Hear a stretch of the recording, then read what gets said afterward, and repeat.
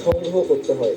কিভাবে হাসপাতালের অসাধু ব্যক্তি আর বেসরকারি ব্লাড ব্যাংক কর্তৃপক্ষ মিলে একটি শক্তিশালী সিন্ডিকেট তৈরি করে বাধ্য করেন রক্ত নিতে, সেটি ধরা পড়েছে তালাশের ক্যামেরায়। 22 জুন 2025 ঢাকা মেডিকেল কলেজ হাসপাতালের ব্লাড ট্রান্সফিউশন বিভাগে টিম তালাশ। রোগীর স্বজন ডোনার নিয়ে ঘুরছেন রক্ত সংগ্রহের জন্য, কিন্তু তাকে বুঝিয়ে দেয়া হলো এখানে ডোনার থেকে রক্ত নেয়া অনেক সময় সাপেক্ষ বিষয়, তাই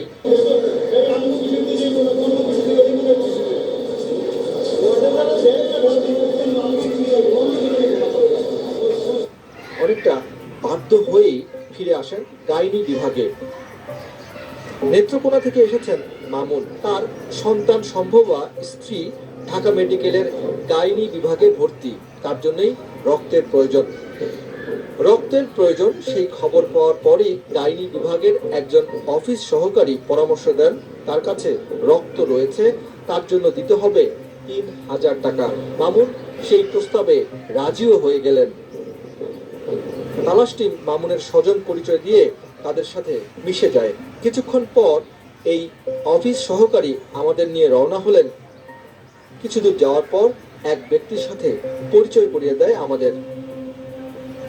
এবার সেই ব্যক্তি আমাদের নিয়ে গেলেন ঢাকা মেডিকেলের সামনেই ক্রিয়েটিভ ব্লাড ব্যাংকে। 3000 টাকায় ক্রয় করা হলো 2 ব্যাগ রক্ত নিয়ে আমরা যখন ঢাকা মেডিকেলে ফিরে আসি, তার কিছুক্ষণ পরই দেখা মিলল সেই রক্ত বিক্রেতার সাথে, যিনি ব্লাড ব্যাংকে আমাদের নিয়ে গিয়েছিল। এটি পরিষ্কার যে ব্লাড ব্যাংকের লোকই হাসপাতালের সিন্ডিকেটের সাথে সরাসরি জড়িত।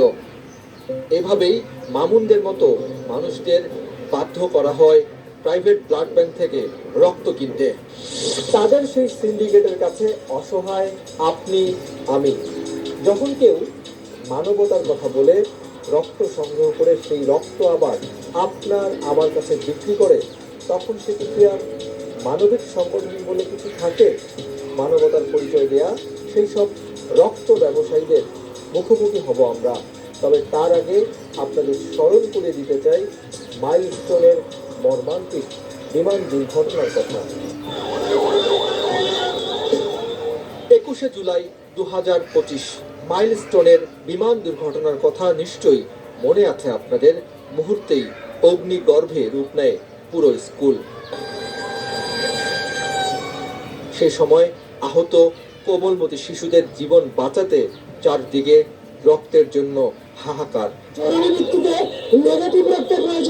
জাতীয় বার্ন ইনস্টিটিউট থেকে শুরু করে উত্তরা আধুনিক হাসপাতাল, সবখানেই রক্তের জন্য আহ্বান। তখনও সাধারণ মানুষও সেই ডাকে সাড়া দিয়েছিল। যাদের জন্য সংগ্রহ করা হয়েছে বিপুল পরিমাণ রক্তের ব্যাগ, তার কতটুকু বা পেয়েছে সেই সব ভুক্তভোগীরা? আমরা প্রথমেই যেতে চাই ঢাকা মেডিকেলের বার্ন ও প্লাস্টিক সার্জারি ইনস্টিটিউটের পরিচালকের কাছে।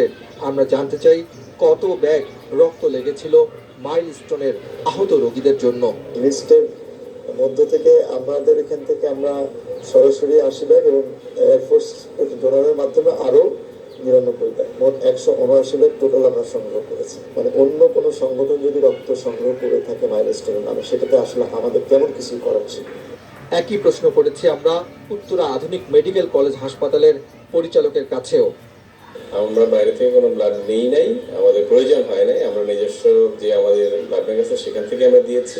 তাহলে মাইলস্টোনের বিমান দুর্ঘটনায় আহতদের জন্য সংগ্রহ করা রক্ত কোথায় গিয়েছে, কাদেরকে বা দেয়া হয়েছে? তালাশ অনুসন্ধানে নেমে জানতে পারে মানবতার আড়ালে কিছু ব্যক্তি আর গোষ্ঠী মিলে মানুষের আবেগ অনুভূতি নিয়ে রীতিমতো বাণিজ্যে মেতেছে।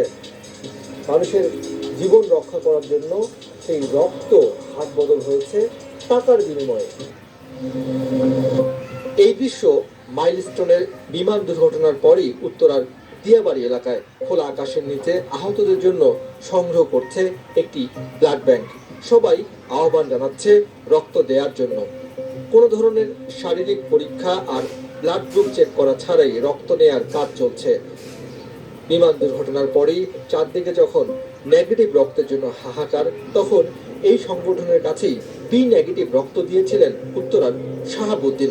পানি চলে আসছে, বাচ্চাটার এই অবস্থা দেখে দেখি যে রিডমে ওখানে ক্যাম্প করছে, গোল চক্করে ক্যাম্প করছে। আমি বললাম যে ভাই আমার বি নেগেটিভ ব্লাড, আমারটা একটু নেন। দেওয়ার পরে মনের ভিতরে যে একটা শান্তি আসলে ওটা পাইছি। শাহাবুদ্দিনের রক্ত কোথায় গিয়েছে তা জানতে তালাশ হাজির হয় রাজধানীর কাঁটাবনের রিদম ব্লাড ব্যাংকে। রিদম ব্লাড ব্যাংকের অ্যাডমিন অফিসার আবু হানিফ, তিনি রক্ত সংগ্রহের কাজে সেদিন নেতৃত্ব দিয়েছিলেন। আমরা জানতে চাই কি পরিমাণ রক্ত রিদম ব্লাড ব্যাংক সংগ্রহ করেছে আর কাকেই বা দিয়েছে। টোটাল আমরা 70-80 ভাগ ব্লাড উত্তরা এবং ঢাকা মেডিকেল দুইটা মিলে আমরা ওখান থেকে ব্লাড কালেক্ট করছি। তালাশ দেখাতে চায় কোথায় দিয়েছে এই রক্ত, তাতেই ঘটে যায় বিপত্তি, বাড়ে উত্তেজনা। আমরা ব্যাকআপ রেখেছি, যদি আরো কোনো প্রয়োজন হয় যেন আমরা দেখতে চাই যে আপনি এই মাইলস্টোনে নামে সংগ্রহ করা ব্লাড আচ্ছা থামেন, ঠিক আছে। 18 জনের নথি নিয়ে হাজির হন আবু হানিফ। আমরা এই 18 ব্যাগের রক্তেরই তথ্য জানতে চাই। প্রায় 2.5 ঘন্টা অপেক্ষার পর মানি রিসিট আর রেজিস্ট্রি খাতা নিয়ে তারা হাজির হয়েছেন। এবার শুরু হলো সংগ্রহ করা রক্তের হিসাব নেয়া, যেখানে মাত্র 8 ব্যাগ রক্তের হিসাব মিলাতে গিয়ে বেরিয়ে আসে নানা অসঙ্গতি, যেখানে মিল নেই রক্তের ব্যাগ নাম্বারের সাথে রেজিস্ট্রি খাতার। ল্যাব নম্বর এটা 45 এবং 46, এটা তো কোনো মিস্টেক হয়েছে। আরেকটা যেটা দেখা গেল আপনাদের যে আরেকজন দিলেন কোহিনুর বেগম, ওইটাও তো আপনাদের যে তালিকায় ঠিক নেই। ল্যাব নম্বর একটা মিলছে কিন্তু ব্যাগ নম্বর মিলছে না। আর এছাড়া সব রক্তই তারা 1500 থেকে 1800 টাকায় অন্য রোগীর কাছে বিক্রি করেছেন। তার হিসাব তাদের মানি রিসিটেই স্পষ্ট। এখানে কয়টা? এখানে দেখেন, এখানে 2 ইউনিট দেখেন। এই যে আচ্ছা বলো, হ্যাঁ বুঝো, 1800 করে দিচ্ছে। 1800 করে। এটা শুধুমাত্র প্রসেসিং খরচ, ব্লাড বাবদ আমরা কোনো কস্টিং নিচ্ছি না। বেসরকারি পর্যায়ে শুধুমাত্র রক্তের প্রতি ব্যাগের খরচ 120 থেকে 190 টাকা। রক্ত স্ক্রিনিং করার জন্য যে কিট ব্যবহার করা হয় তার খরচ পড়ে 250 থেকে 300 টাকা। তাহলে প্রতি ব্যাগ রক্তের খরচ হয় 450 থেকে 500 টাকায়। আপনাদের নিশ্চয়ই রক্তদাতা শাহাবুদ্দিনের কথা মনে আছে। তাহলে ওই শাহাবুদ্দিন মাইলস্টোনের জন্য যে রক্ত দিয়েছিলেন তা বিক্রি হয়ে গেল। আমি তো দিতে ইচ্ছুক। মাইলস্টোনের